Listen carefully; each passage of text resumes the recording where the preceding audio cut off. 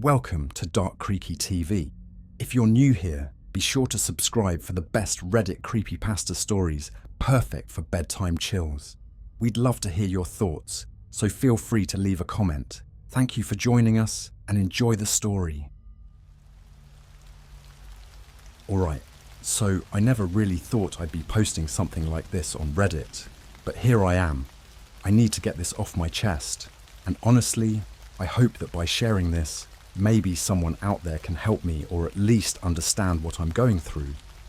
This is going to sound insane, but I swear on everything I hold dear, it's the truth. I was born in a small town in the middle of nowhere. It was one of those places where everyone knew each other and nothing ever really happened. My mum was young, barely out of her teens, and my dad was never in the picture. From what I've gathered over the years, my birth wasn't exactly a happy event for my family. My grandmother was deeply into some dark shit, like, I'm talking real dark. Apparently, the moment I was born, my grandmother, who was some sort of self-proclaimed witch, decided to use my blood to create a Ouija board.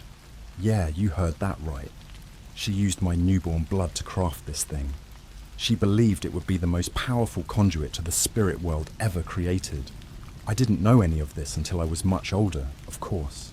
Growing up, my mum never mentioned my grandmother's practices, and I never even knew the Ouija board existed until my 18th birthday.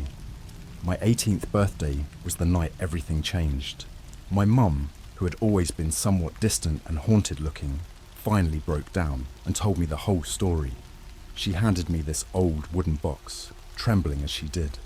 Inside was the Ouija board. It looked ancient, worn, and there were stains on it that I can only assume were my blood. She told me how my grandmother had died shortly after making it under mysterious circumstances. Her death was ruled a heart attack, but my mum always suspected something far more sinister. That night, curiosity got the better of me. I mean, how could it not? A board made with my blood. I had to try it. I waited until my mum went to bed and then pulled it out. I set up a few candles, just like I'd seen in movies, and placed my fingers on the planchette. The moment I touched it, I felt this cold shiver run down my spine. It was like an electric current, and my hands started to move involuntarily.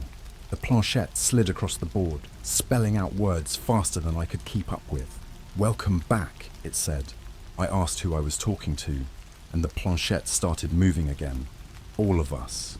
I felt a sudden sharp pain in my chest, like something was clawing its way inside me. I could hear whispers all around me, thousands of voices overlapping, screaming, crying, laughing. I tried to pull my hands away, but they wouldn't move. It was like they were glued to the planchette. The voices grew louder, more frantic. They told me things, horrible things. I saw visions of death, of people being tortured, of spirits trapped in eternal torment. And the worst part, I could feel their pain, every single bit of it. It was like being burned alive from the inside out. The next thing I remember is waking up on the floor, the candles long burned out. I had this deep, aching pain all over my body, and I felt this overwhelming sense of dread. I wanted to throw the board away, to burn it, but something inside me wouldn't let me. It was like I was tied to it, bound by some invisible force. Over the next few days, I started seeing things. Shadows moving in the corners of my eyes, figures standing at the foot of my bed at night. I couldn't sleep, couldn't eat. Every time I closed my eyes, I saw the faces of the spirits I'd connected with. Their twisted, tormented expressions burned into my mind. I tried to tell my mum, but she just looked at me with this sad, resigned expression. "I knew this day would come," she said. "Your grandmother's curse is now yours to bear." She handed me an old journal, filled with my grandmother's notes and incantations.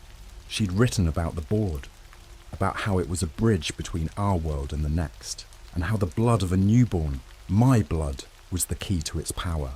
I was furious, terrified, and lost. My mum had known about this all along and had done nothing to stop it. I felt betrayed, abandoned. I started researching, trying to find any way to break the curse, but everything I found just seemed to lead me deeper into darkness. One night, as I was poring over my grandmother's journal, I felt this intense, burning pain in my chest again. I looked down and saw what looked like scratch marks appearing on my skin, as if an invisible hand was clawing at me from the inside. The pain was excruciating, and I could hear the whispers again, louder this time. "Join us," they said.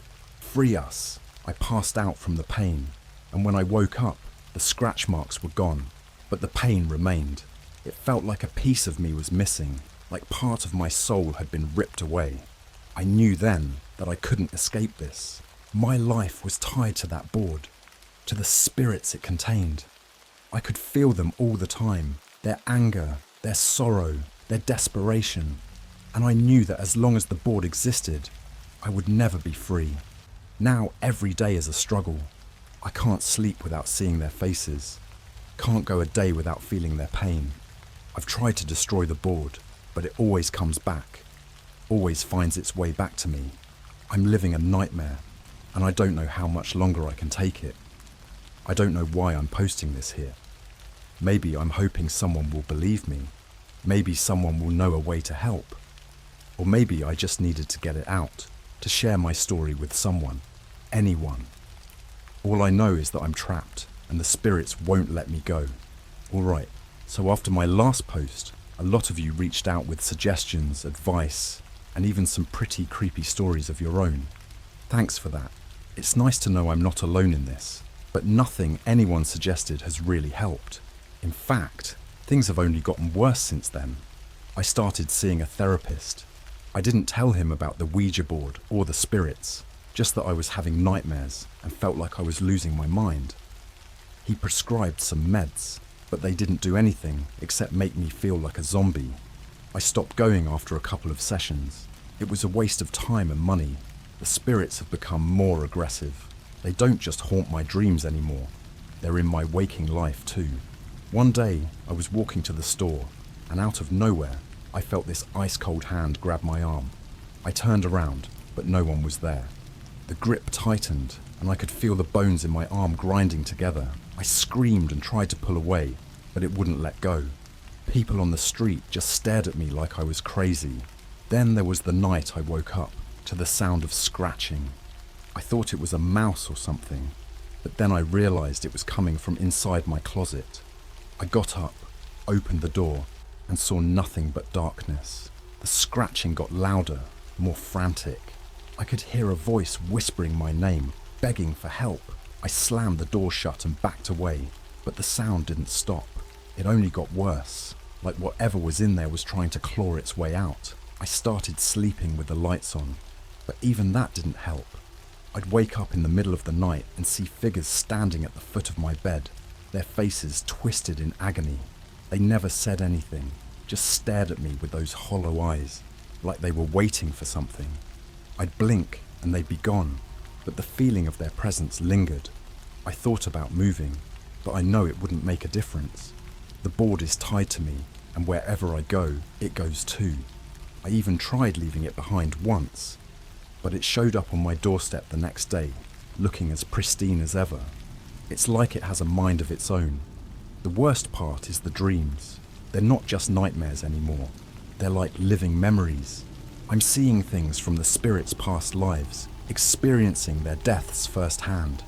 I've felt the searing heat of a house fire, the cold embrace of drowning, the sharp pain of a knife plunging into my chest.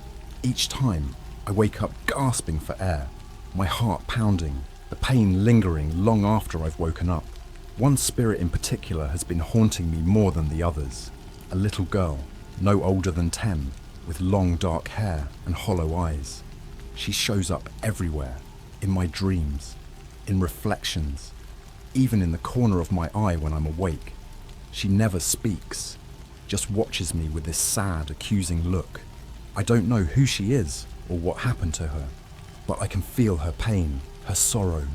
It's like a weight pressing down on my chest, making it hard to breathe. Last night was the worst it's ever been. I was lying in bed, trying to sleep, when I felt something crawling up my legs. I looked down and saw my grandmother's face staring up at me. her eyes burning with this intense, unholy light. Her skin was rotting, peeling off in chunks, revealing the raw, bloody flesh beneath. She opened her mouth, and this horrible, guttural sound came out, like she was trying to speak, but couldn't form the words. I tried to scream, but no sound came out. I was frozen, paralyzed with fear. She reached out with these long, bony fingers and grabbed my face, her nails digging into my skin. The pain was unbearable, and I could feel her pulling, like she was trying to drag me into some dark abyss. I don't know how long it lasted, but when I finally came to, I was lying on the floor, my face covered in scratches, blood dripping from my wounds. The board was sitting on my bed, the planchette moving on its own, spelling out the words, "Help us." I don't know what to do anymore. I feel like I'm losing my mind. The spirits are getting stronger, their hold on me tighter. I'm scared to sleep, scared to be alone. I don't know how much longer I can take this. If anyone out there knows anything about breaking curses, about dealing with spirits, please, I'm begging you, help me. I can't keep living like this. I don't want to die, but I can't keep feeling their pain, their torment. It's too much. I'll keep you all updated if anything changes. But for now, I'm just trying to survive one day at a time. Hey everyone, I'm back. I wish I could say things have gotten better, but they haven't. If anything, they've gotten worse, a lot worse. I've been trying everything I can think of to break this curse, to free myself from this nightmare, but nothing's worked. A few weeks ago, I decided to visit an old occult shop in the city. It was one of those places you'd walk by 100 times without noticing, hidden in a back alley, the kind of place that looks like it belongs in a horror movie. The owner was this old man, probably in his 70s, with a face that looked like it had seen too much. His eyes were dark, almost black, and there was something about him that made my skin crawl. I explained my situation, showed him the Ouija board, and for the first time since this whole nightmare began, I saw genuine fear in someone's eyes. He told me the board was a soul trap, designed to bind spirits to it and feed off their energy. He said the only way to break the curse was to perform a ritual that involved destroying the board and releasing the spirits. He gave me a list of things I'd need: rare herbs, specific candles, a ceremonial knife, and a book of ancient incantations. I didn't have much hope, but I was desperate. I spent the next few days gathering everything I needed. Some of the items were nearly impossible to find, but I managed to get them all. The night of the ritual, I followed the old man's instructions to the letter. I set up in my basement, away from any distractions, and drew a large circle with symbols and runes around the board. I lit the candles, burned the herbs, and began chanting the incantations. At first, nothing happened. Then, the air grew cold, and the shadows in the room seemed to come to life. The planchette on the board started moving on its own, faster and faster, spelling out words I couldn't understand. The spirits were restless, angry. I could feel their presence growing stronger, their energy crackling in the air. I took the ceremonial knife and with shaking hands plunged it into the center of the board. That's when all hell broke loose. The candles blew out, plunging the room into darkness. A deafening roar filled the air, and I felt a force knock me off my feet. I scrambled to my knees, trying to see through the darkness. The board was glowing, the symbols I'd drawn around it pulsing with a sickly, green light. I could hear the spirits screaming, their voices overlapping in a chaotic symphony of agony and rage. The little girl appeared in front of me, her hollow eyes filled with tears. She reached out to me, and for a moment I felt this overwhelming sadness, this crushing sense of loss. Then, she was gone, replaced by a swirling vortex of shadows and light. The spirits were being sucked into it, their screams echoing through the room. I thought it was over, that the ritual had worked. But then the vortex exploded, sending me crashing into the wall. I blacked out and woke up hours later. The basement a wreck, the board lying in pieces on the floor. For a brief moment I felt hope. Maybe I had done it. Maybe the curse was broken. But that hope was shattered the moment I looked in the mirror. My face was covered in deep, jagged cuts. the same scratches I'd seen on the spirits, and the board, despite being shattered, still radiated that same dark energy. I could feel the spirits, not just around me, but inside me. Their pain, their anger, their despair. It was all mine now, amplified 1,000 times. I've been trying to keep it together, but it's like there's this constant pressure in my head, a voice that's always whispering, always there. I can't think straight, can't focus. The spirits are with me every second of every day, and I don't know how much longer I can take it. My friends have started to notice. They keep asking if I'm okay, if something's wrong. I've been lying, telling them it's just stress, but I can see the doubt in their eyes. They're worried about me, and I don't blame them. I've lost weight. I look like I haven't slept in weeks, and there's this wild, haunted look in my eyes that I can't get rid of. I've tried going back to the old man, but the shop is gone. It's like it never existed. I've searched online, asked around, but no one's ever heard of it. I'm starting to think he was never real, or if he was, he's vanished without a trace. I'm out of options, out of hope. Last night, I had the worst dream yet. I was in a dark forest, the trees twisted and gnarled, their branches reaching out like skeletal hands. I could hear whispers all around me, feel eyes watching me from the shadows. I tried to run, but my legs wouldn't move. I was trapped, rooted to the spot. Then, the little girl appeared again. She was holding the Ouija board, the pieces somehow whole again, and she smiled this sad, knowing smile. "You can't escape," she whispered. "We are part of you now." I woke up screaming, drenched in sweat, my heart pounding so hard I thought it would burst out of my chest. I couldn't shake the feeling of those eyes watching me, of the darkness closing in. I don't know what to do anymore. I'm scared, more scared than I've ever been in my life. I don't want to die, but I don't know how to live like this. If anyone out there has any advice, any way to help, please, I'm begging you. I can't keep going like this. Hey everyone, I'm back again. Things have taken a turn for the absolute worst, and I'm seriously scared for my life. After my last post, a few of you suggested some more drastic measures, and I decided I had nothing to lose by trying them. Big mistake. One suggestion was to visit a renowned medium in the next town over. Supposedly, she had dealt with powerful curses and malevolent spirits before. Her name was Margot, and she lived in this creepy old house on the edge of town. The place looked like it hadn't been lived in for years. Overgrown weeds, broken windows, the works. I was hesitant, but desperation drove me to knock on her door. Margot answered, and the first thing that hit me was the smell. It was like a mix of incense and something rotten. She was this tiny, frail woman with wild grey hair and piercing blue eyes that seemed to look right through me. She didn't say much, just beckoned me inside and led me to a dimly lit room filled with candles and strange symbols painted on the walls. I explained my situation and she listened quietly, nodding occasionally. When I showed her the pieces of the Ouija board, her face went pale. She told me the board was a beacon, a lighthouse for lost souls, and that destroying it had only made things worse. The spirits weren't just bound to the board now, they were bound to me.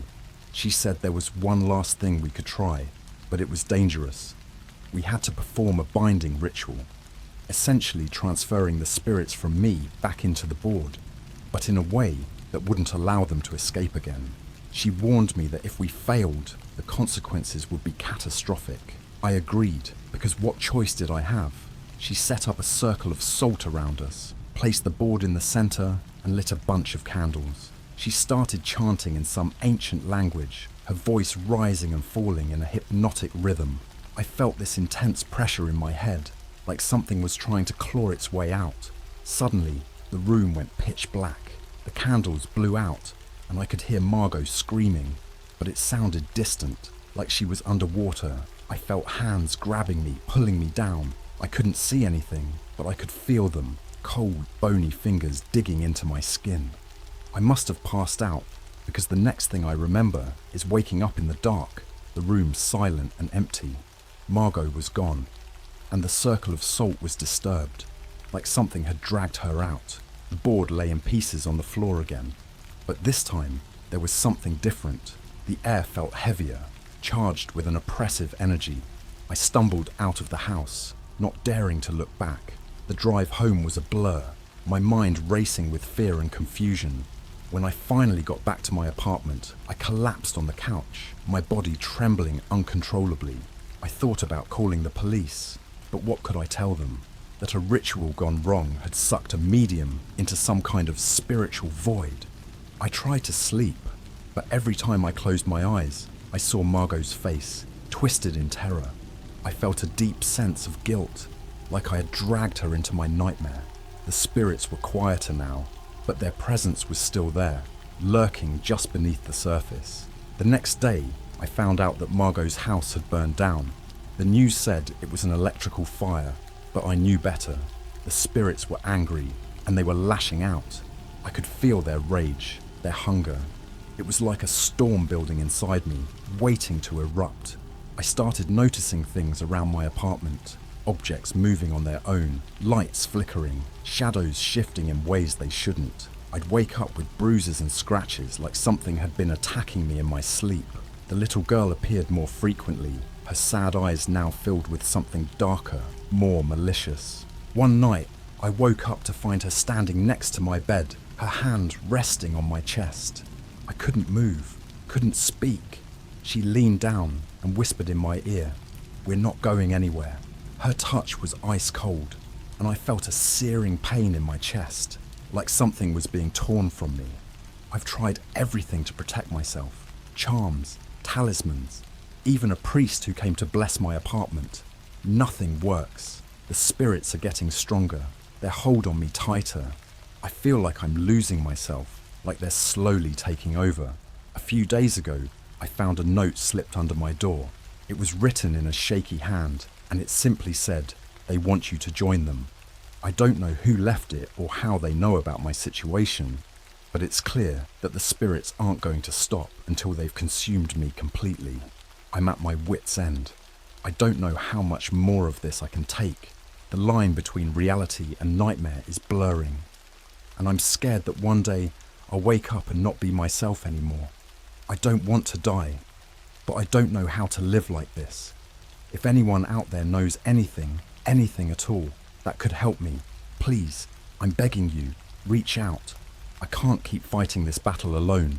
I'm not sure how to start this final part. A part of me feels like this is the end, like there's no coming back from what's happening. I haven't slept in days, maybe weeks. Time's a blur, and the spirits are relentless.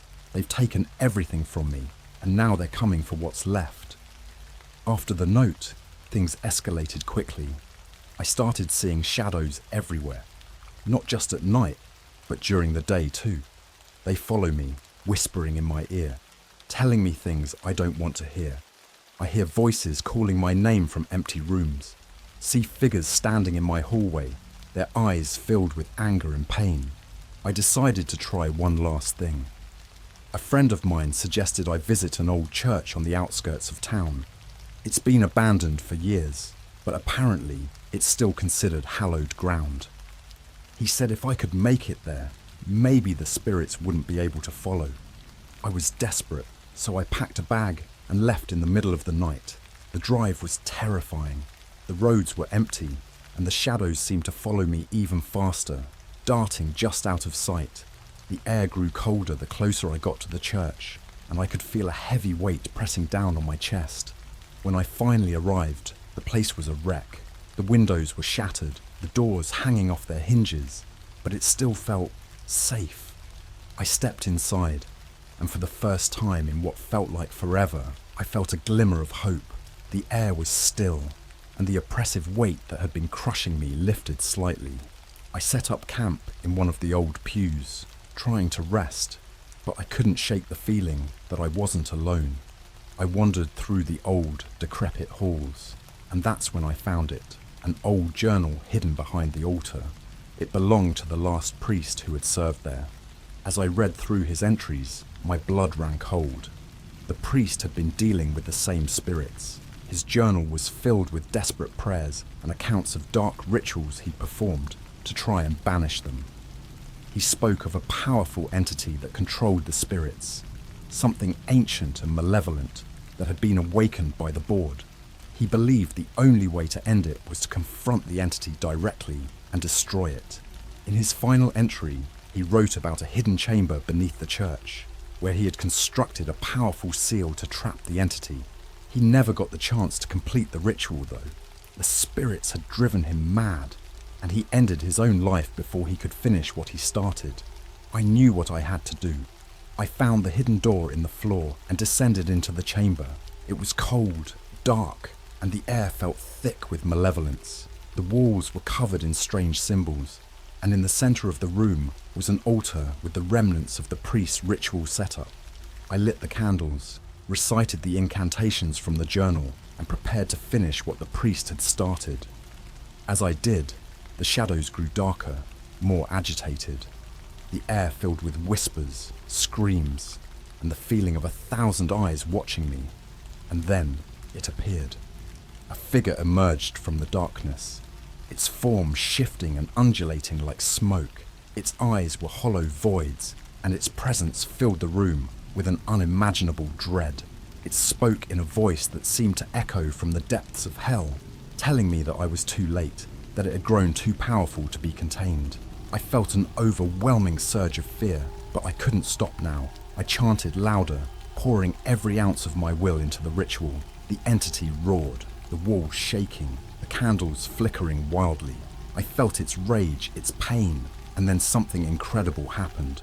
The spirits that had been tormenting me appeared around the chamber, their forms solidifying. They began to chant with me, their voices joining mine in a chorus of defiance. The entity writhed, its form breaking apart, dissolving into the air. The pressure in the room reached a peak, and with one final deafening scream, the entity exploded into a cloud of dark smoke that dissipated into the walls. The candles went out, and the room fell silent. I collapsed, exhausted, but I felt a strange sense of peace. The spirits were gone. I could feel it, the oppressive weight, the constant whispers. All of it had lifted. I stayed in the chamber until morning, afraid to move, afraid that it was all a dream. When I finally emerged, the sun was rising, and the church looked almost serene.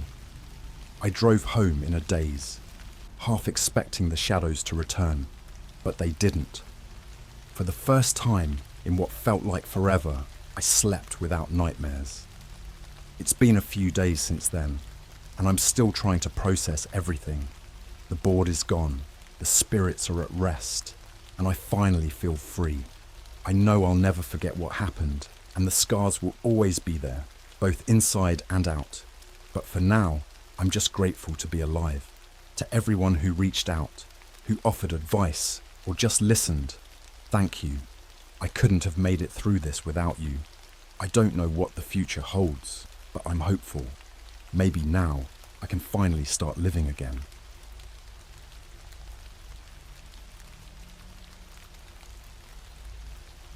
Hey everyone, I need to get this off my chest because I feel like I'm losing my mind. I'm not really into all this supernatural stuff, but something happened recently that I just can't explain. I feel like I'm being haunted, and it all started with that damn Ouija board. So, a bit of background.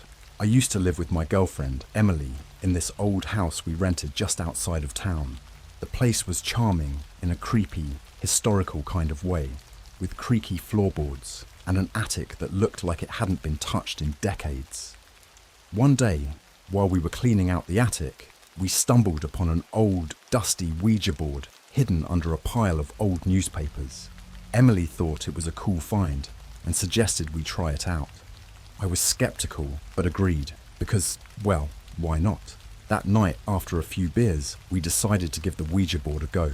We lit some candles and turned off the lights to set the mood. At first, it was just silly fun. We asked it stupid questions, and the planchette moved slowly, spelling out nonsense. But then Emily asked if there was a spirit in the room with us, and the planchette moved to yes. I laughed it off, thinking Emily was just messing with me, but she swore she wasn't doing it. Things got a little weird when we asked the spirit's name. The planchette spelled out John, which didn't mean anything to either of us.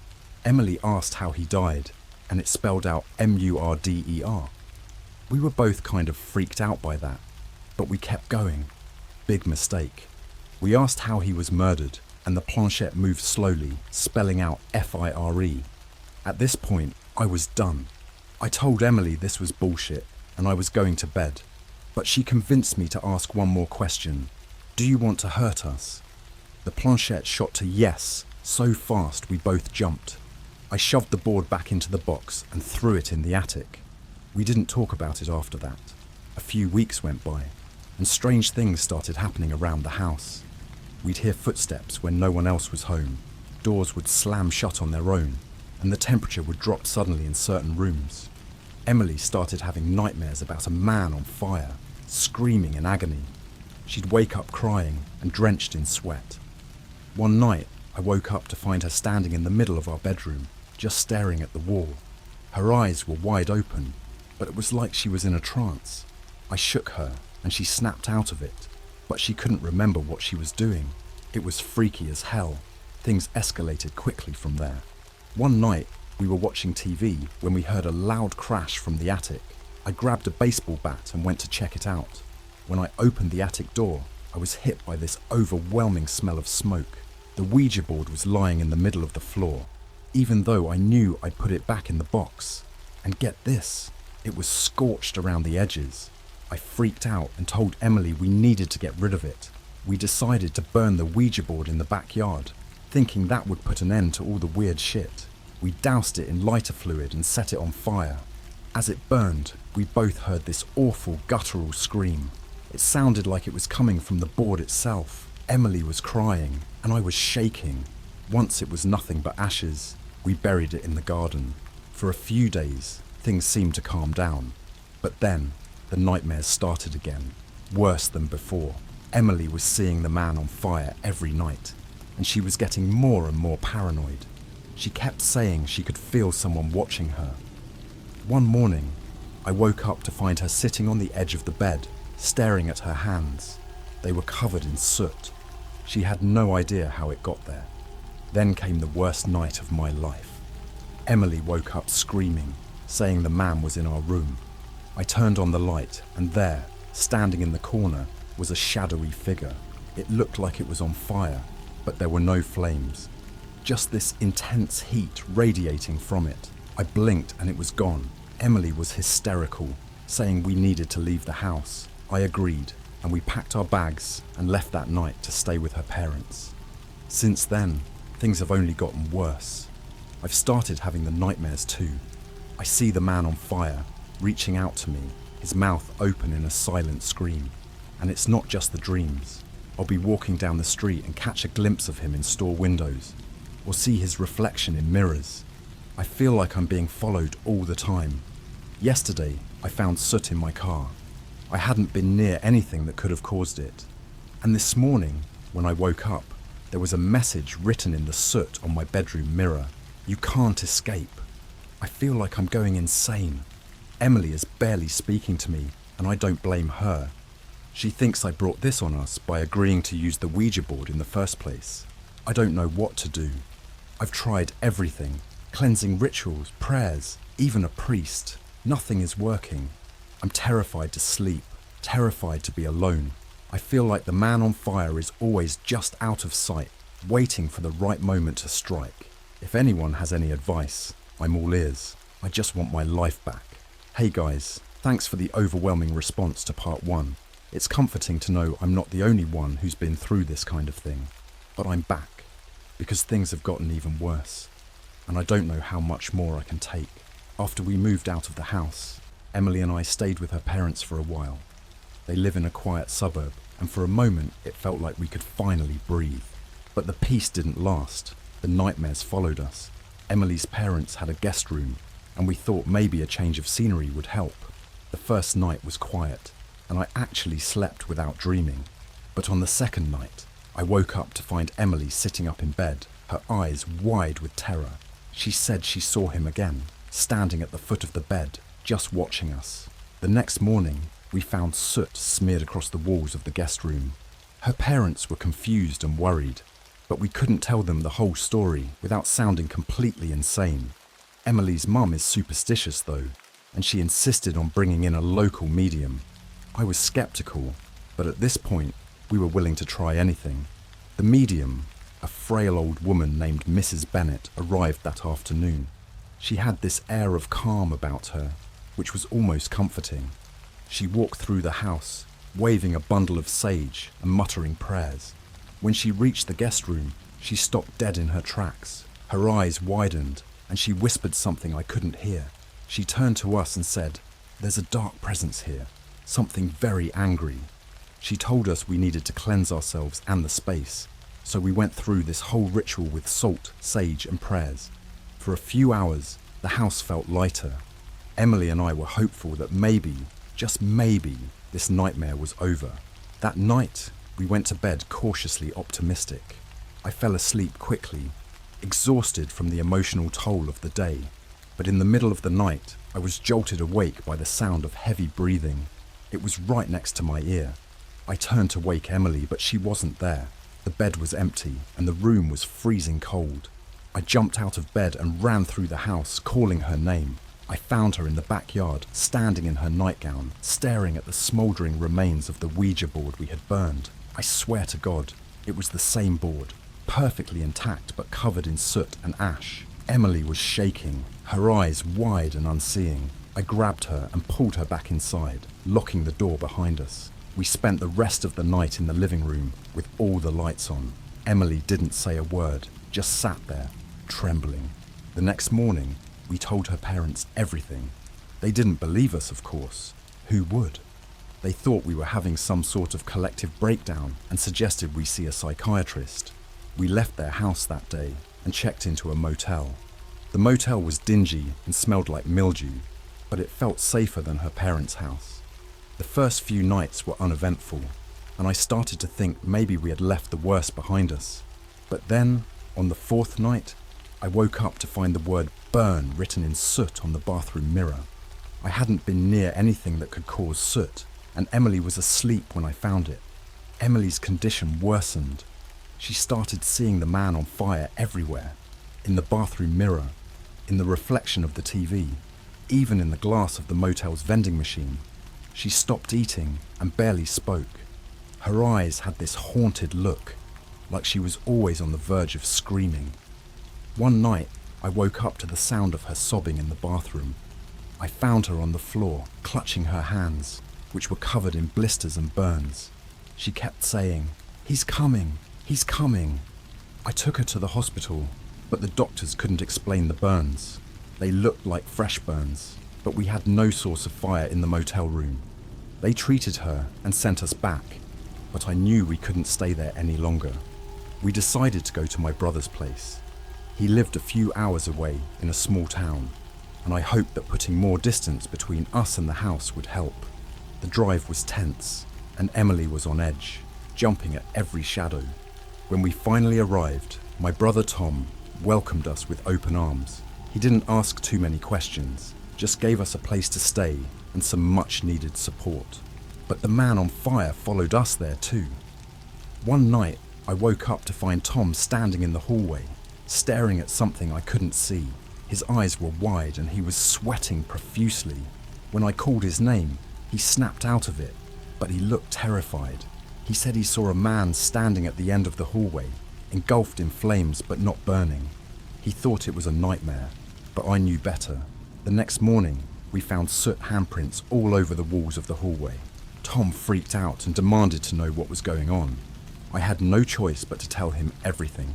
He didn't believe me at first, but the evidence was right there. He agreed to help us, but I could see the fear in his eyes. We tried everything, more rituals, more prayers, even a séance. Nothing worked. Emily was getting worse, and now Tom was having nightmares too. He saw the man on fire in his dreams, and he started hearing whispers at night. The breaking point came when we found Emily in the basement trying to set herself on fire. She had doused herself in gasoline and was holding a lighter, tears streaming down her face. She kept saying she needed to join him to make it stop. We managed to stop her, but it was clear we couldn't stay there any longer. Tom was terrified, and Emily was a danger to herself. We checked into another motel, this time in the middle of nowhere. I'm writing this from our room, with Emily asleep beside me. I don't know how much longer we can keep running. The man on fire is always there, always watching. The soot keeps appearing, the whispers keep getting louder, and the nightmares are getting more intense. I feel like I'm losing my mind. If anyone has been through something like this and found a way to make it stop, please let me know. I'm desperate and I just want this to end. Hey everyone, it's me again. I wish I could say things have improved, but the situation has gotten even worse. I'm desperate and terrified, and I don't know where else to turn. This might be the longest part yet, because there's just so much to unpack. I need to get this out before I lose my sanity completely. After the incident in the basement, Emily was barely hanging on. We checked into a different motel, hoping the isolation would keep the man on fire at bay. But it seems like no matter where we go, he follows. The first night in the new motel was uneventful. Emily slept fitfully, and I stayed up, keeping an eye on her. Around 3 a.m, I heard it again, that awful guttural scream. It was coming from the bathroom this time. I grabbed a flashlight and crept towards the door, heart pounding. When I opened the bathroom door, the mirror was covered in soot, and there, scrawled across it, were the words, "You can't escape." I nearly dropped the flashlight. The room filled with the smell of burning flesh, and I swear I saw his reflection in the mirror, standing right behind me. I turned around, but no one was there, just the lingering heat. Emily woke up screaming that night, saying she felt like she was on fire. Her skin was hot to the touch, but there were no visible burns. She kept repeating that he was coming for her, that he wouldn't stop until she joined him. I held her until she calmed down, but neither of us slept after that. The next day, I went out to find some help. I visited a local bookstore and asked the owner if he knew anything about getting rid of spirits. The guy looked at me like I was crazy, but recommended a man named Lucas, who lived on the outskirts of town. He said Lucas was a spiritual healer and might be able to help. I found Lucas's place easily enough, a small cabin surrounded by dense woods. The place had an eerie vibe, but I was desperate. Lucas was an older man, with long white hair and piercing blue eyes. He listened to my story without interrupting, nodding thoughtfully. When I finished, he sighed and said, "You've angered a very vengeful spirit.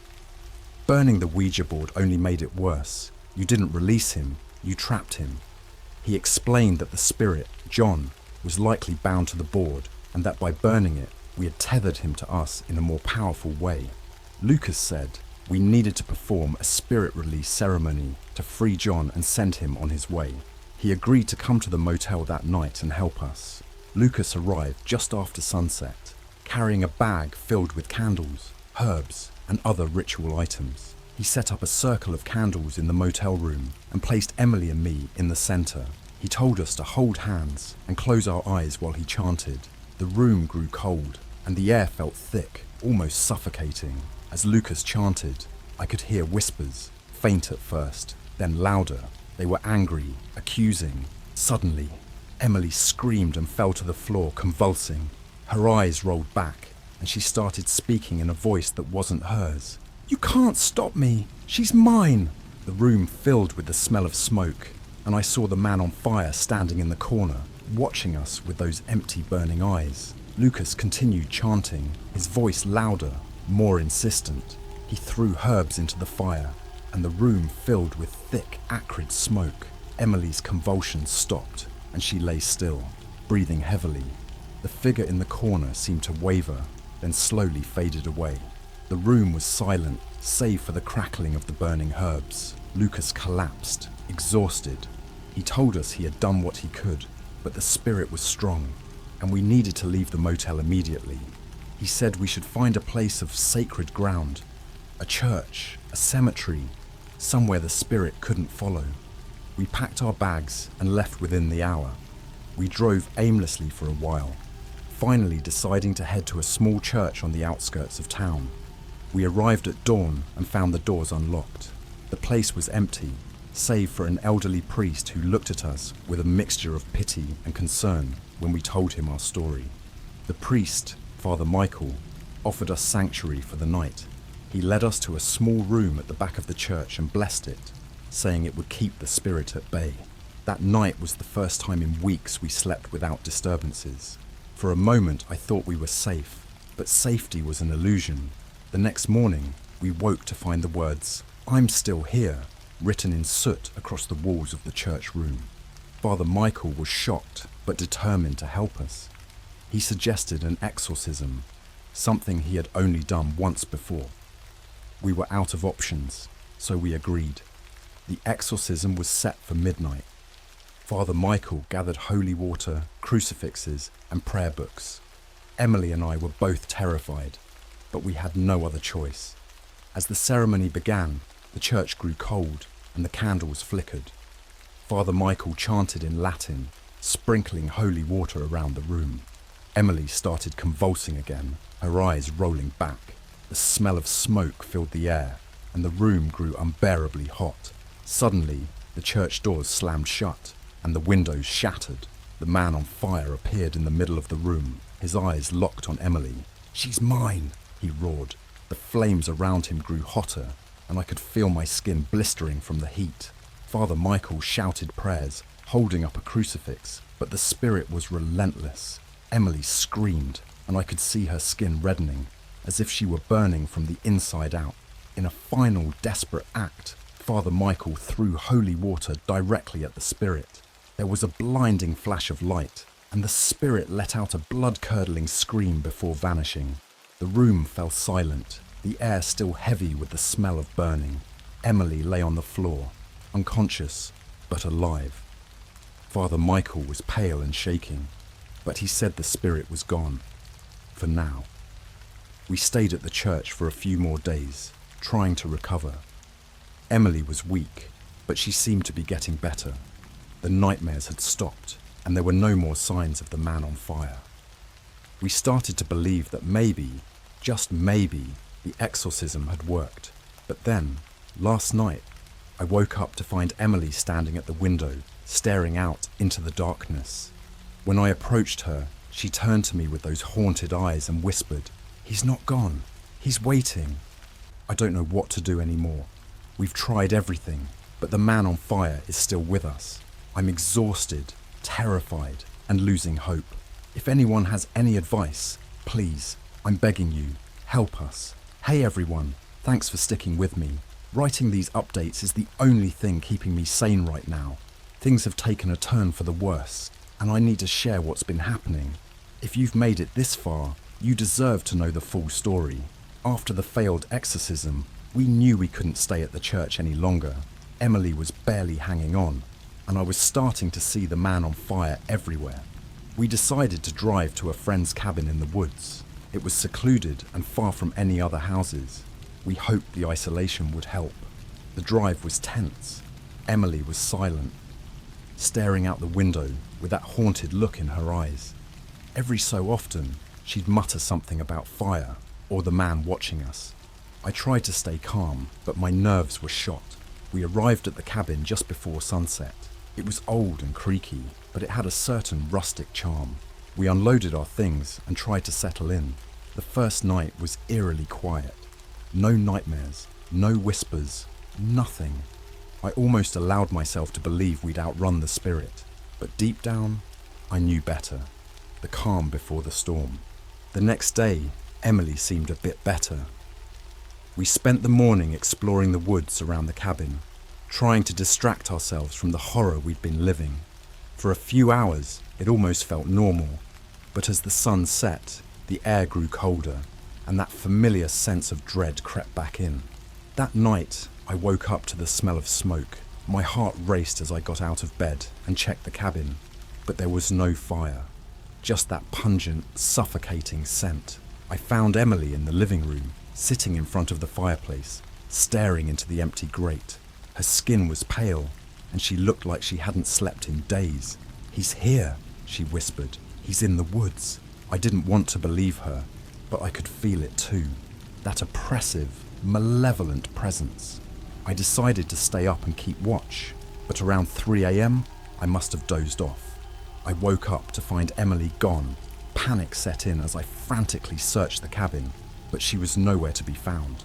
I grabbed a flashlight and headed into the woods. calling her name.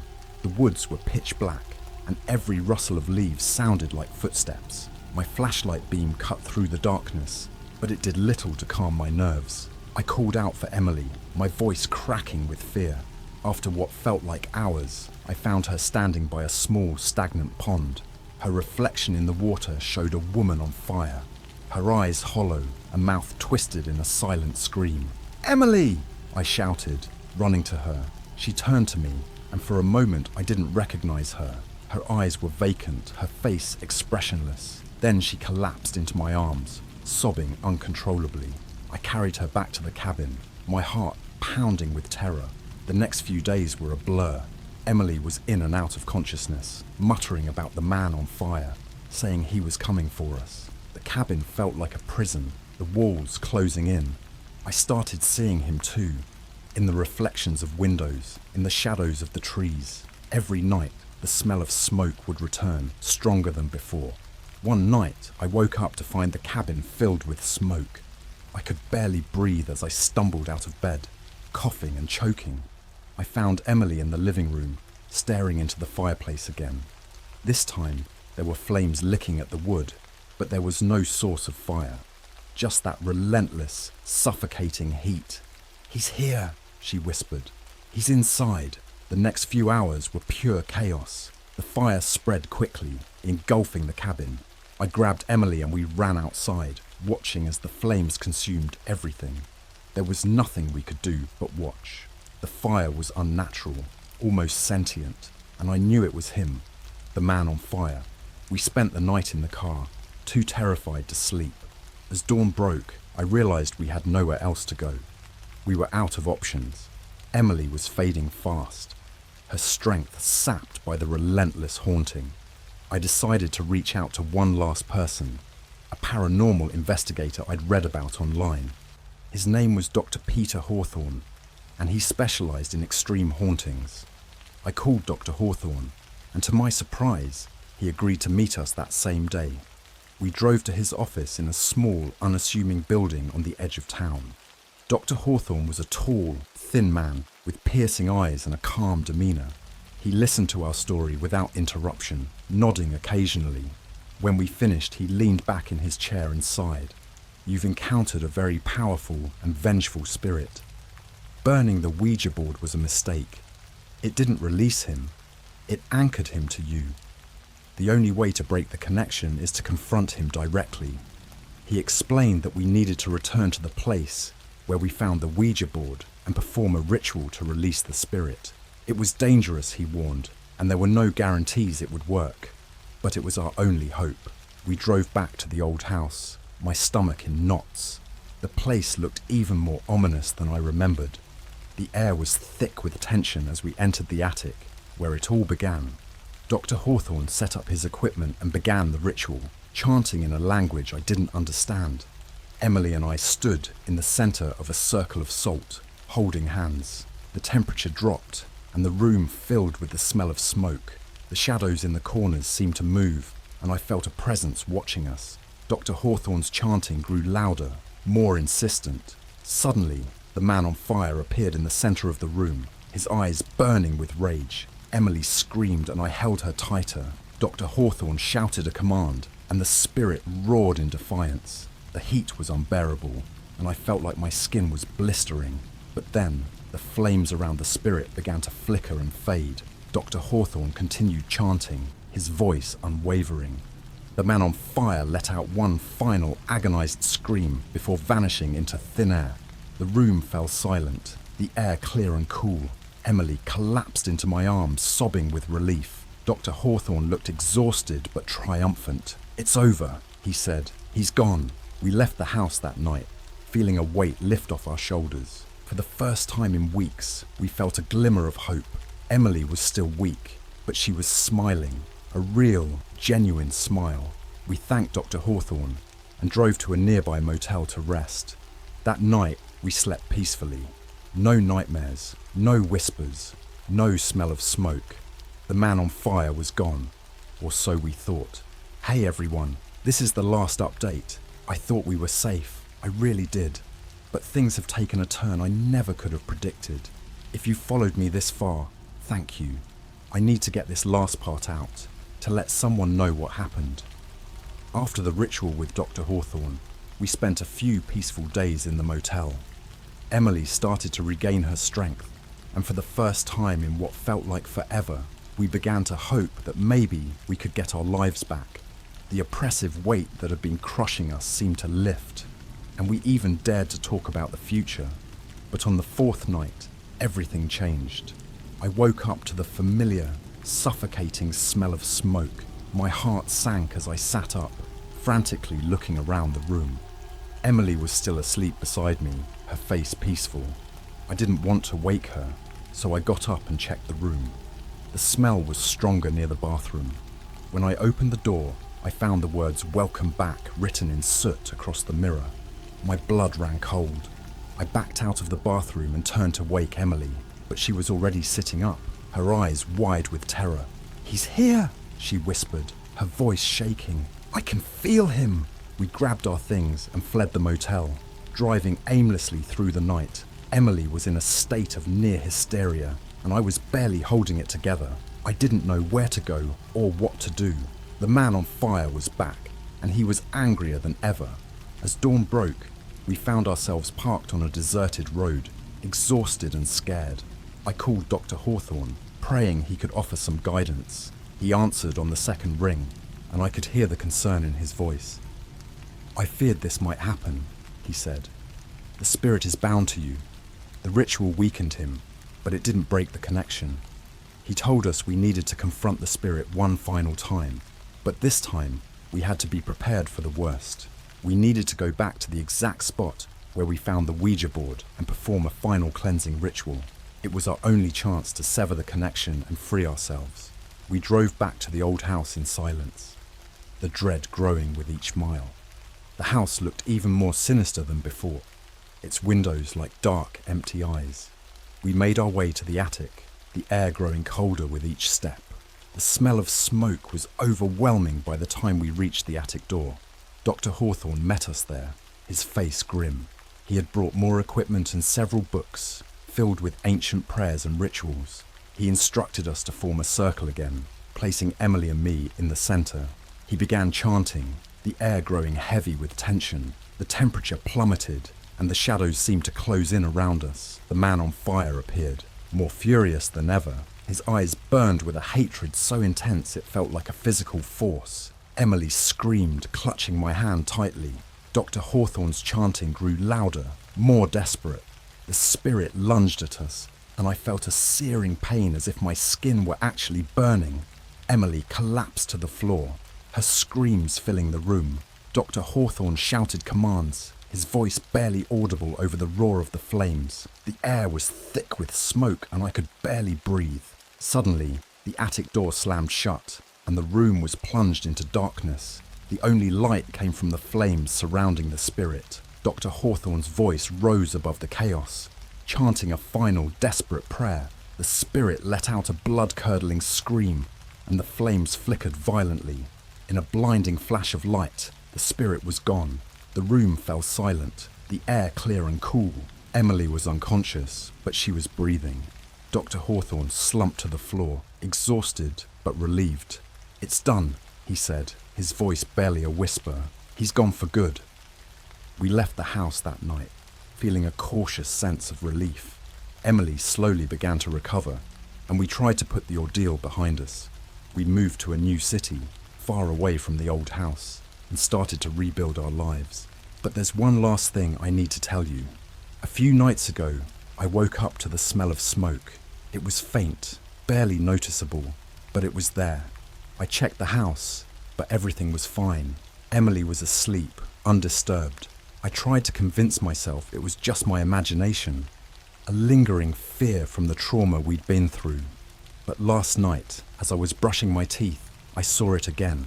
Written in the steam on the bathroom mirror, "You can never escape." I don't know what to do. I don't know if this will ever truly end. The man on fire may be gone, but his presence lingers like a shadow just out of sight. I'm scared, and I don't know how much more we can take. If anyone has any advice or has been through something similar, please let me know. I'm desperate for a solution, for anything that can help us finally be free.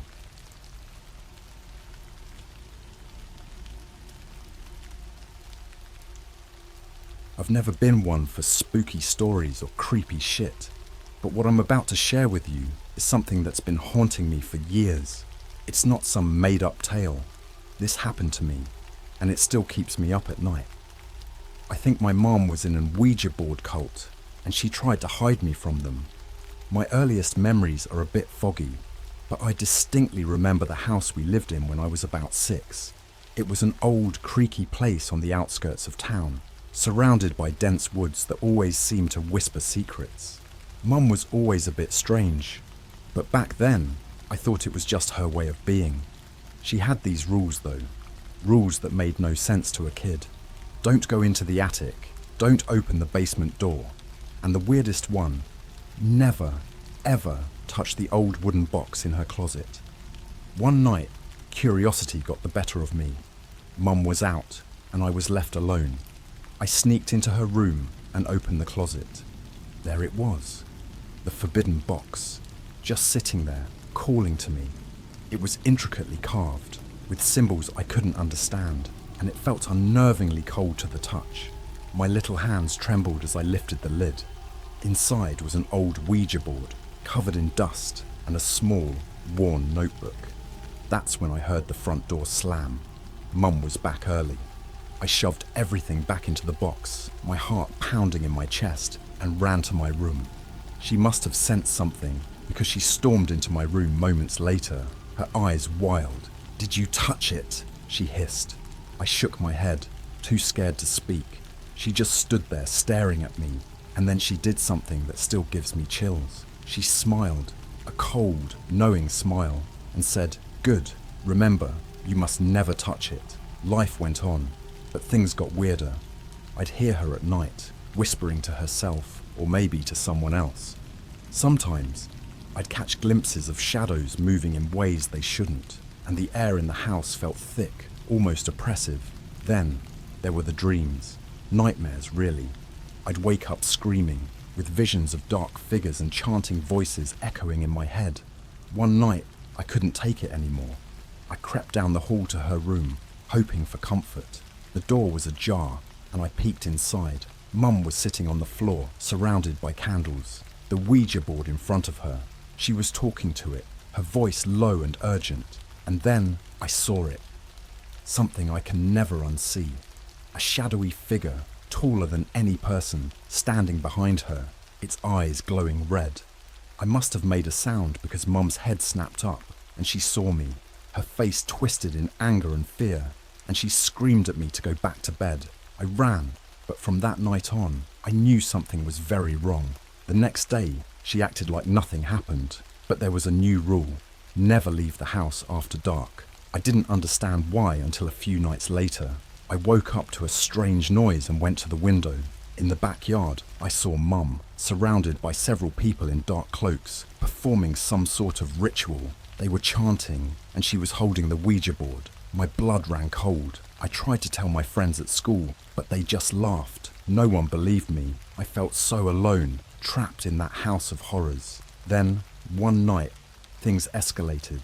I woke up to the smell of burning candles and the sound of whispers. My door creaked open, and Mum stood there, her eyes empty and lifeless. "Come with me," she said, her voice flat. I followed her to the basement, another forbidden place. She opened the door, and we descended into darkness. The basement was damp and cold, the air thick with the scent of decay. At the far end, there was an altar, covered in strange symbols and dried blood. The Ouija board was there too, its letters glowing faintly in the dim light. "You have to join us," she said, turning to me with that same cold smile. "It's the only way to protect you."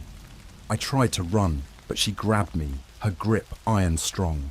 I struggled, screamed, but she dragged me to the altar. The others appeared, their faces hidden by hoods, chanting in that horrible, guttural language. They pinned me down, and Mum started the ritual. I don't remember much after that, just pain and darkness. When I woke up, I was back in my room, alone. The house was silent, and Mum was gone. Days passed, and she never returned. The police came, but they found nothing. They said she probably ran off, but I knew better. She'd been taken by whatever dark force she was serving. I was sent to live with my aunt, and I tried to move on, but the nightmares never stopped. And sometimes, late at night, I still hear the chanting. I think they're still out there, waiting for me. Living with my aunt was supposed to be a fresh start, but the shadows of my past followed me. Aunt Lydia was kind and did her best to make me feel at home, but there was always an invisible weight pressing down on me. I never told her what really happened. I was too scared she'd think I was crazy. My nightmares got worse. Each night, I'd wake up drenched in sweat, my heart racing. The dreams were always the same. Dark figures surrounding me, chanting in that terrible language, and my mum standing with them, her eyes cold and empty. I'd hear their whispers even when I was awake, faint but persistent, like a dark melody that never left my mind. One evening, I decided to go through some of Mum's old things that Aunt Lydia had kept in the attic. Maybe I thought I'd find some answers, something to make sense of it all. As I rummaged through the boxes, I found a diary tucked away in a corner. It was Mum's handwriting. The entries were disturbing. She wrote about the cult, how she had been drawn into it through the Ouija board, believing it could help her communicate with Dad after he died. But things quickly turned dark.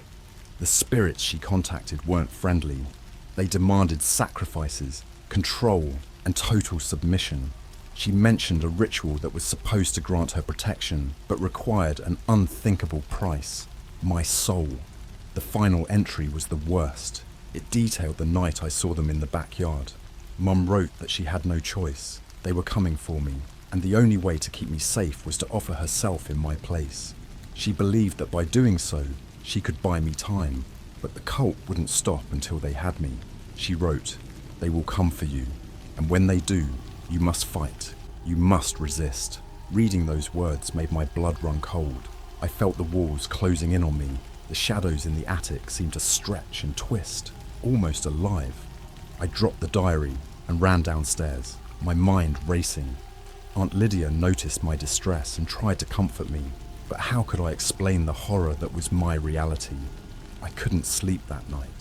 I stayed up, sitting by the window, watching the trees outside sway in the wind, their branches scratching at the glass like skeletal fingers. The next day at school, things got worse. A new kid, Liam, joined our class. He was quiet, kept to himself, but there was something off about him. His eyes were too dark, too empty, like he could see right through me.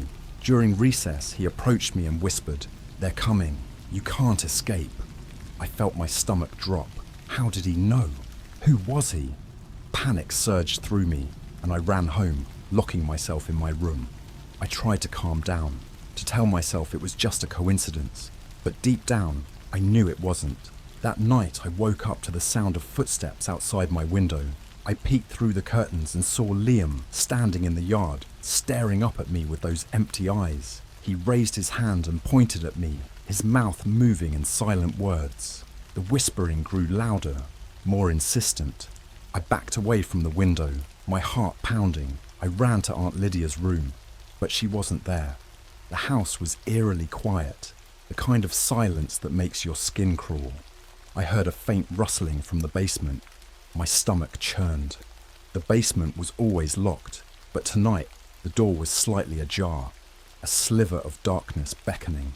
I grabbed a flashlight and crept down the stairs, every step echoing in the oppressive silence. The basement smelled of damp earth and decay.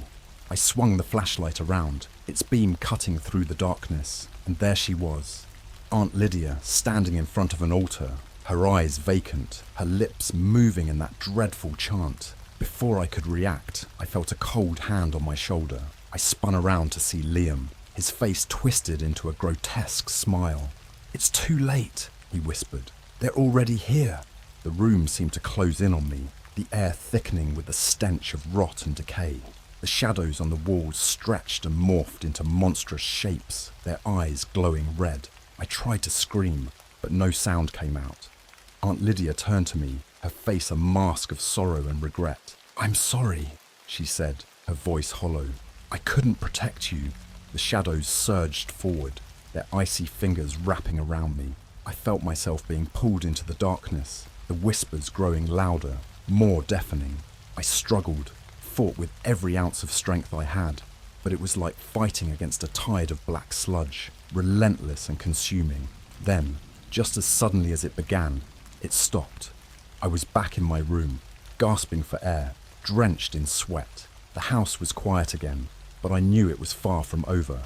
The cult had found me, and they wouldn't stop until they had what they wanted.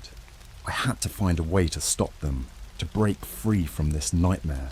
But how do you fight something that's already inside you? Something that knows your deepest fears and darkest secrets? I didn't have an answer, but I knew one thing for sure. I couldn't trust anyone. Not Aunt Lydia, not the new kid, not even myself. The real horror was just beginning. In the days that followed, I tried to act normal, but inside, I was falling apart. Every shadow seemed to whisper my name, and I couldn't shake the feeling that I was being watched. Aunt Lydia noticed my restlessness, but attributed it to lingering trauma from my mum's disappearance. She couldn't have known the true horror I was living. One evening, while I was pretending to do homework in my room, I overheard Aunt Lydia on the phone. Her voice was low, filled with concern. "I don't know what to do, Mike. She's getting worse. I found her sleepwalking again last night, muttering something about shadows and rituals. I'm really scared for her." Sleepwalking. I had no memory of it, but it made sense. My dreams were getting more vivid, more disturbing. I decided to set up a camera to see what was happening while I slept. That night, I positioned my phone on my desk, pointing at my bed, and hit record. The next morning, I watched the footage. At first, everything seemed normal, me tossing and turning, mumbling in my sleep. But then, around 3 a.m., I sat up, my eyes wide open, but unseeing. I got out of bed and walked to the window, staring out into the night. Suddenly, I started talking, my voice low and guttural, speaking in that same horrible language from my dreams. I watched in horror as my own hand reached up to touch the glass, tracing symbols I couldn't understand. Terrified, I showed the video to Aunt Lydia. She looked pale and shaken, but tried to reassure me. "It's just stress, sweetie. We'll get through this." But I knew it was more than stress. That night, I decided to confront my fears. I went back to the attic, hoping to find more clues in Mum's diary. As I read through the entries, I found a page with an address scrawled in the margins. It was for a house on the outskirts of town. Something told me this place held answers. I waited until Aunt Lydia was asleep and snuck out of the house. The night was eerily quiet, the air thick with anticipation. As I approached the address, I saw it was an old, decrepit mansion, the windows boarded up and the yard overgrown with weeds. My heart pounded as I walked up the creaking steps and pushed open the door. Inside, the air was musty, filled with the scent of mold and decay. The floorboards groaned under my weight as I explored the darkened rooms. In one of the upstairs bedrooms, I found what I was looking for. An altar, similar to the one in our basement. Candles surrounded it, their flames flickering, even though there was no breeze. The walls were covered in strange symbols, painted in what looked like dried blood. Suddenly, I heard a noise behind me. I turned to see Liam standing in the doorway, his face twisted into that same grotesque smile. "I knew you'd come," he said, stepping into the room. "You can't escape your destiny." Panic surged through me, but I forced myself to stay calm. "What do you want from me?" I demanded. "It's not what I want," he replied, his voice eerily calm. "It's what they want. You belong to them." I backed away, my eyes darting around the room for an escape. Liam moved closer, his eyes glowing with an unnatural light. "Join us willingly, and it will be easier. Resist, and you'll suffer." "I'll never join you," I spat, fear giving way to anger. "I'll find a way to stop you." Liam's smile faded, replaced by a look of cold fury. "You can't stop what's already in motion. The ritual must be completed." Before I could react, he lunged at me, his hands like iron claws. We struggled, crashing into the altar and knocking over candles. The flames flared up, casting monstrous shadows on the walls. Desperate, I grabbed a broken piece of wood and swung it at him, hitting him square in the face. He fell back, and I took my chance, running out of the room and down the stairs. I burst out of the house and ran through the night, my heart pounding in my ears. When I finally reached home, I locked all the doors and windows, trembling with exhaustion and fear. I didn't know how much longer I could keep running. The next day at school, Liam was gone. His seat was empty, and no one seemed to remember him. It was like he had never existed. But I knew better. He was still out there, waiting for the right moment to strike. Aunt Lydia tried to get me to see a therapist, but I refused. I couldn't trust anyone. My only hope was to find out more about the cult and figure out how to break free. I spent hours in the library researching old newspapers and records, trying to piece together the history of the town and the strange events that had happened over the years. What I found was horrifying. There had been reports of disappearances, strange rituals, and unexplained deaths dating back decades. Every 20 years, like clockwork, the town would experience a surge in supernatural activity, culminating in the disappearance of a child. The last one had been my mother. As the days passed, the sense of dread grew stronger. I felt like I was living on borrowed time. The shadows in my room seemed to move of their own accord, and the whispers grew louder, more insistent. I knew the cult was closing in, and I had to act fast. One night, I had a dream, more vivid than any before. I was back in the old house, standing in front of the altar. This time, Mum was there, her face pale and gaunt. "You have to finish what I started," she said, her voice a desperate whisper. "It's the only way to break the cycle." I woke up with a start, her words echoing in my mind. I didn't know what she meant, but I knew I had to try. The next day, I went back to the attic and found the diary again.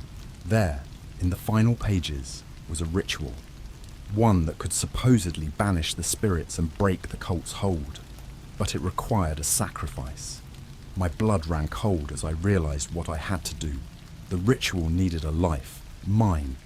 But if it meant saving future generations from this nightmare, I was willing to do it. That night, I gathered the necessary items and prepared myself. As I stood in the circle of candles, chanting the incantation from the diary, I felt a cold breeze sweep through the room. The shadows on the walls twisted and writhed, forming monstrous shapes. The whispers grew louder, almost deafening. I could feel the darkness closing in, but I pressed on, my voice steady despite the fear. Suddenly the door burst open, and Aunt Lydia rushed in. "What are you doing?" she screamed, her eyes wide with terror. "I have to finish this," I said, my voice breaking. "It's the only way." Before she could stop me, I plunged the knife into my palm, letting the blood drip onto the altar. The shadows surged forward, enveloping me in darkness. I felt a searing pain, and then nothing. When I woke up, I was in a hospital bed, Aunt Lydia by my side. She told me I'd been found unconscious, the attic in disarray, but something had changed. The shadows were gone, and the whispers had ceased. The cult had been broken, at least for now, but I knew the darkness was always there, waiting for a moment of weakness, and I would be ready. Months passed after the ritual in the attic. Life seemed to return to a semblance of normalcy. Aunt Lydia was more protective than ever, but I could tell she was relieved to see me acting like a normal teenager again. The nightmares had stopped, and the whispering shadows no longer haunted my every waking moment.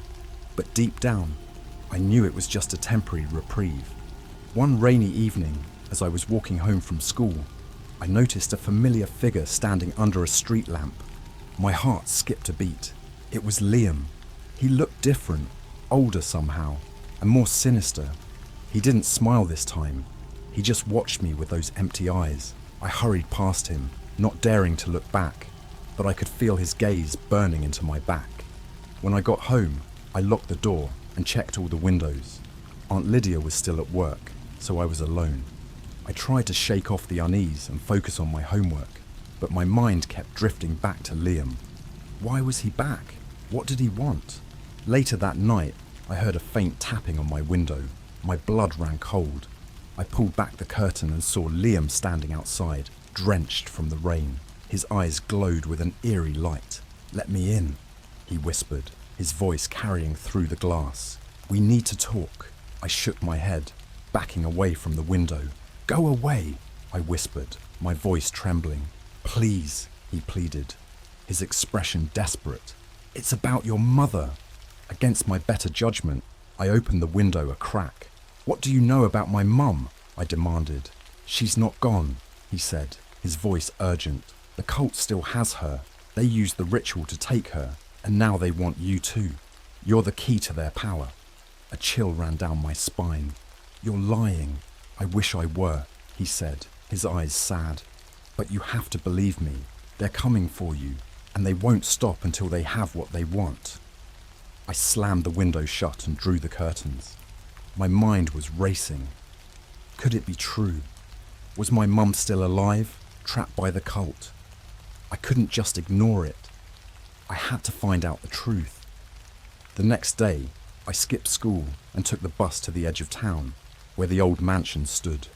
It looked even more dilapidated than before, like it had aged 100 years overnight. I hesitated at the gate, but the thought of my mum gave me the courage to push forward. Inside, the house was dark and silent, the air thick with the scent of decay. I made my way to the basement, my flashlight casting long, eerie shadows on the walls. The altar was still there, but the symbols were faded, as if the power that had once held sway was now weakened. As I examined the altar, I heard a noise behind me. I turned to see a figure emerging from the shadows. It was my mum. She looked gaunt and pale, her eyes hollow.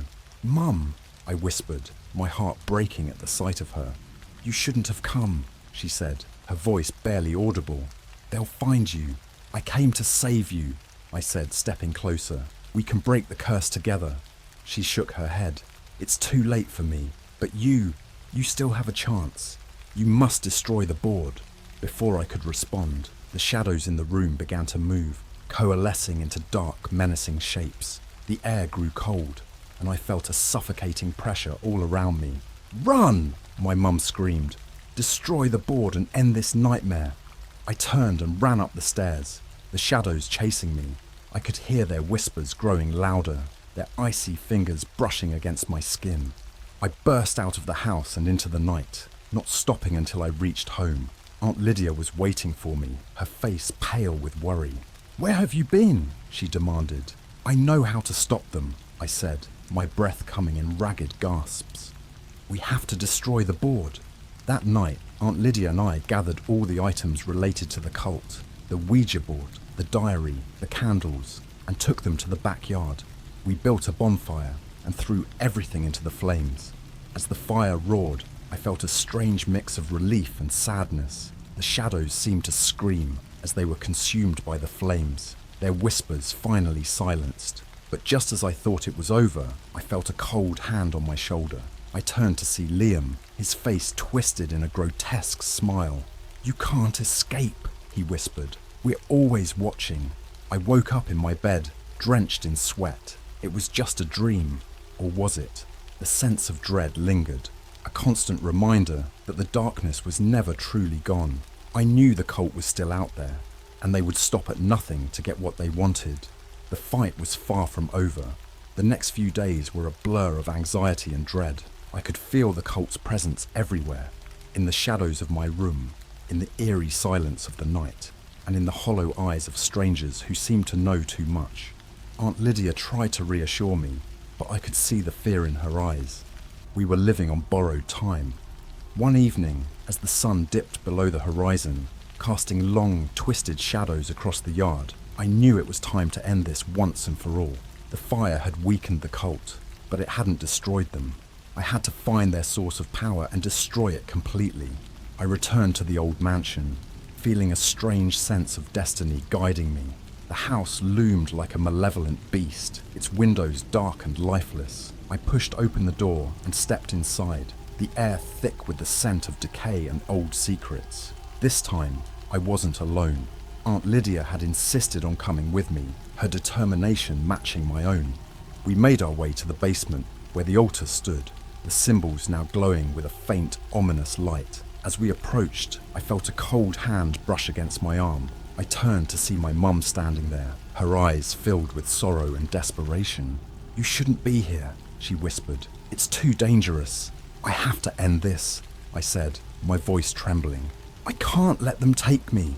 She nodded, her expression filled with a mix of pride and fear. "Then you must destroy their leader. He's the source of their power." Before I could ask who their leader was, the room grew dark and the shadows began to move. Liam emerged from the darkness, his eyes glowing with a sinister light. "You can't escape," he hissed. "You belong to us." Aunt Lydia stepped forward, her face set in grim determination. "We're not afraid of you," she said, her voice steady. Liam laughed, a cold, chilling sound that sent shivers down my spine. "You should be." The shadows surged forward, enveloping us in darkness. I felt their icy fingers gripping my arms, pulling me towards the altar. Aunt Lydia fought against them, but it was like battling a tide of black smoke, relentless and consuming. In the chaos, I remembered the diary. My mum had written about a ritual that could banish the spirits, but it required a sacrifice, my own life. I knew what I had to do. I broke free from the shadows and grabbed the knife from the altar. "No!" Aunt Lydia screamed, realizing what I intended to do. "It's the only way," I said, my voice breaking. "I have to finish this." Before she could stop me, I plunged the knife into my chest, feeling a searing pain as the blade pierced my heart. The shadows screamed, their whispers turning into a deafening roar. The room filled with a blinding light, and I felt myself being pulled into the darkness. When I opened my eyes, I was standing in a vast empty space, filled with a strange, otherworldly light.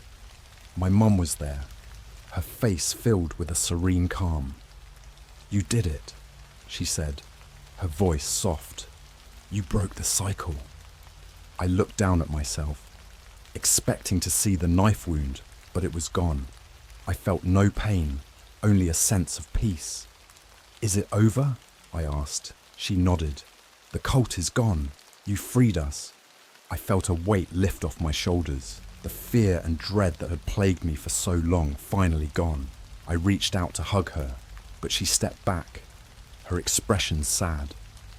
"It's not your time yet," she said. "You have to go back." Before I could protest, I felt myself being pulled back into the light. The next thing I knew, I was lying in a hospital bed, Aunt Lydia by my side. She was crying, her face etched with worry and relief. "You're awake," she said, her voice shaking. I tried to sit up, but a sharp pain in my chest stopped me. I looked down and saw the bandages, the memory of the knife still fresh in my mind. "What happened?" I asked, my voice weak. "You saved us," she said, squeezing my hand. "The cult is gone." Over the next few weeks, I slowly recovered, both physically and emotionally. The shadows no longer haunted me, and the whispers had finally ceased. Life returned to a semblance of normalcy, but I knew I would never forget the horrors I had faced. I still think about my mum, and the sacrifice she made to protect me. I like to believe she's at peace now, free from the darkness that had consumed her. And as for me, I've learned to appreciate the light, knowing that the shadows will always be there, waiting. But I'm not afraid anymore. I faced the darkness and survived, and I know that no matter what comes, I'll be ready.